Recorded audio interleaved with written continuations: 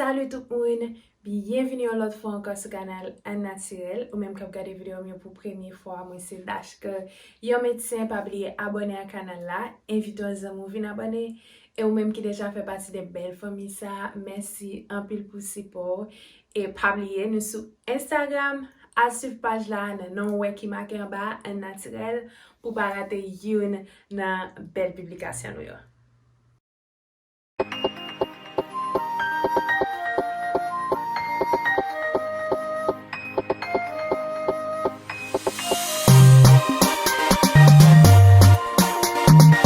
Ok, je connais ça fait longtemps, je vais mettre une petite vidéo pour nous.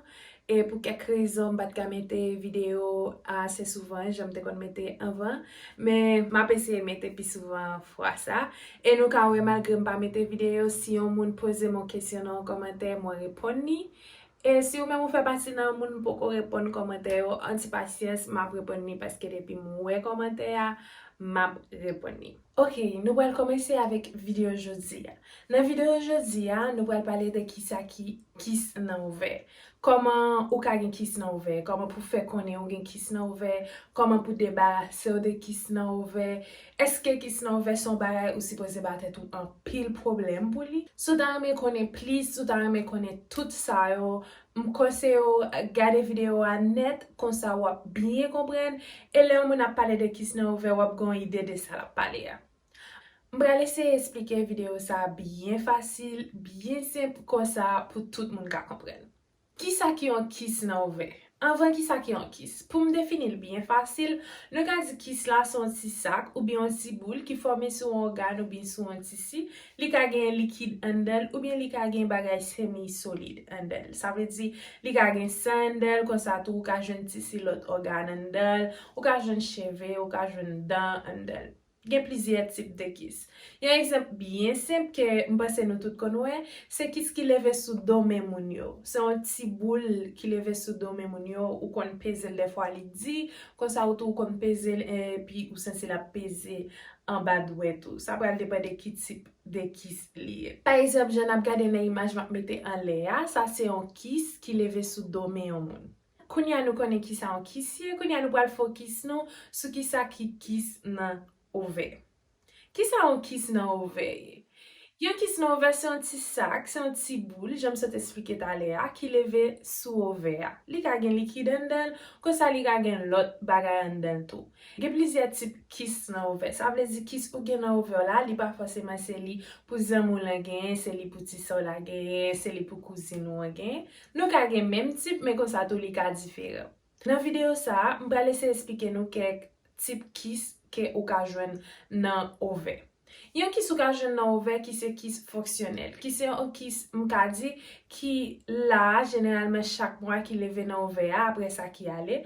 Kiss fonctionnel ça yo même ti sac ça yo leve sur ouvert les ou pral ovule. Pas vrai? C'est un petit kiss lié li ka mesurer 2 cm comme ça et là où désovulé ça veut dire là où fin ovulé qui cela lui même li disparaît ça sont qui fonctionnel ça veut dire ou te ka gon douleur et puis c'est pas de pour ovulé ou choisir al ka docteur et puis on va faire une échographie et puis qui cela sorti dans échographie mais c'est pas un kiss pour bailler tout problème c'est pas un kiss pour dire oh m'ge kiss non ouvert c'est m'ge c'est là c'est un kiss fonctionnel ça veut dire depuis ou fin désovilé kiss là libre aller ça veut dire après 2-3 jours ou te ka aller faire échographie ça et pour over bien li pa gagner li pa kiss encore ça sont bagay physiologique café chaque mois qui paraît sous tête ouvert c'est pas un kiss pour bailler tête ou problème. Et ça qui se gen yo même généralement yo pa bay douleur les on grosseur qui plus ou moins petit.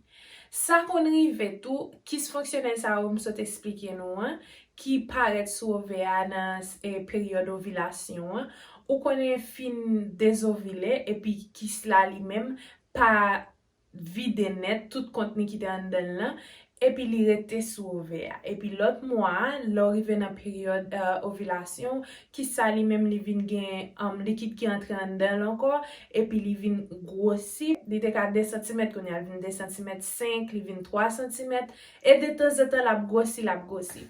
J'aime ça dire c'est pas un bagay ou connaît parce que généralement li pas bay aucun symptôme. Ça veut dire li pas bon aucun signe qui peut dire ou gon kiss k'ap grossi sous ouvert. ou pa senti la fò mal, ou pa senti yon bagay ki te kazo gen kis nan ouve. Se le ou al fon ekografi pou yon lot rezon, bien pou yon rezon kelkonk, epi li soti ke ou gen kis nan ouve. Sak pa se le kis fonksyonel sa ou ap grossi, se bon bagay ni pou stresse ou ni pou batet ou problem. Generalmen, sa medisyen fe, medisyen metode sou planine, ki se yon metode antikonseptif, pa vre, e ou konen de pou nan planine, li bloke ovulasyon, sa vle di ou pap ka ovule ankon ti ki sa ou pap ka forme sou tèt ovea, epi la bay ki sa ki sou tèt ovea tan pou li vide tout sa ki an dan yo, epi pou li dispare. Apre sa yo ka retire yo sou planine, epi yo rekomense vyo normal. Ki sa ou kapaj jam paret ankon sou ovea, pou yo rete grossi jan ou tapre anvan, ko sa tou li ka reparet ankon e yo remeto sou planine. Sa pral depan, yap zou bien manje, fe egzersis, men se pa un bagay pou batet ou problem, nan tip kis nan ouve sa ou.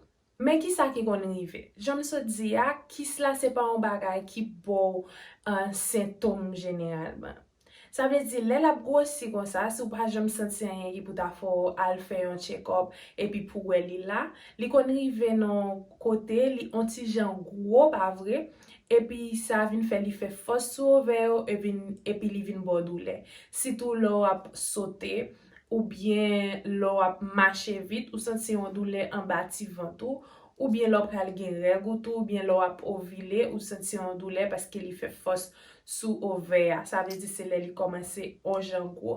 Jom so di ya, se menm jan, generalman si li pa gwo ki pou bon on gwo problem, e generalman sa pa man de chirurgi, yo meto sou planine, yo djou bien manje, fe egzersis, jiska sk yo bat kis la tan pou li vide tout konteni ki an dal yo, pa vre a chak sik, epi pou li vini normal. Sa se yon tip de kis, yon le kis sa ou kis fonksyonel. Kon sa tou gen lot kis tou kis solide, e kis sa ou le kis organik, pa vre sa yo ontijan pi delika.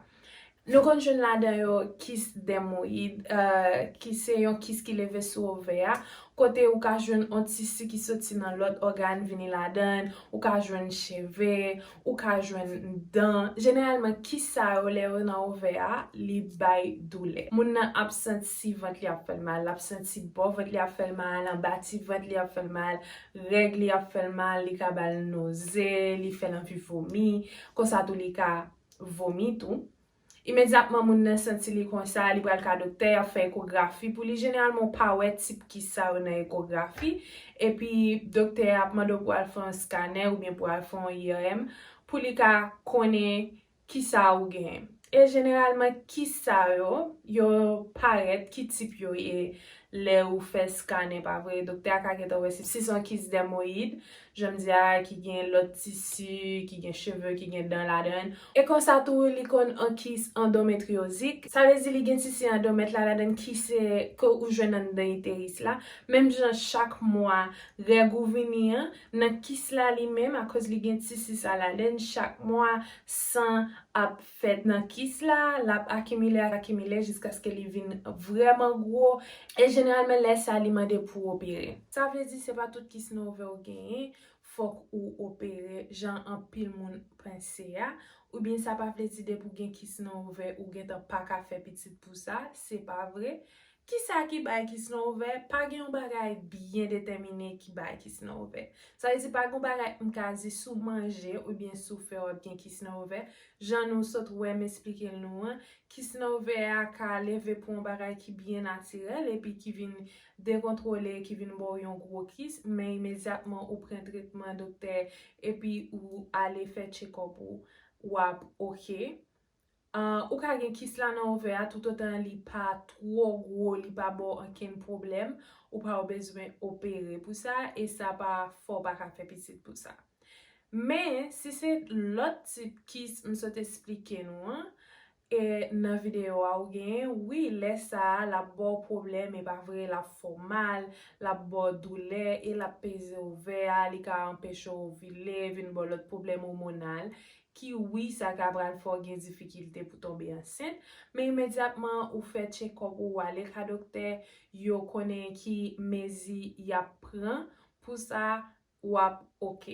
Gen quelques complications qui sont nan ouver kaba ou, par exemple, les qui la ansi jan gros, pas vrai, et puis li vin fait ouver pas stable, pas vrai, li ka fait gon torsion. Ça veut dire ouver ka vin virer sous li même, trop falopio vin virer, et puis li empêche sans passer, kon sa li ka bon gros douleur, et sou ba gen opéré pour ranger ça ou ka perdi ouver. Des fois, imagine gen qui la nan tout de ouver, et puis ou perdi tout de ouver, ça veut dire ou pas ka fait ti moun encore. Sou te gen proje fè ti moun.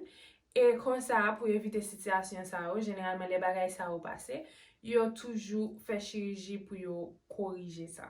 M'espere ti video sa te itil nou e ke nou apren, nou gon ide kouni ade ki sa ou kis nou vere. M'fèl bref, e m'ese explike pi fasil, pi sep ke m'de kapab, pou nou tout ka kompren. Kon sa lò moun ap pale de, mge kis nan vere wa, gon ide de ki sa moun nan genyen, ou bien sou wal ka dokter tou epi ou sotou gen kis nan vere, wa gon ide de ki so genyen, paske wap di, mkone gen plizye tip, ki tip mgenyen, e kon sa wap geta konen ki tretman kapten nou. Pabliye nepot so santi, ale wè dokter, pa ese preskrite tou medikaman pou kou, ale wè dokter, pou konen ki so gen, pou yo fè examen pou sa vremen important.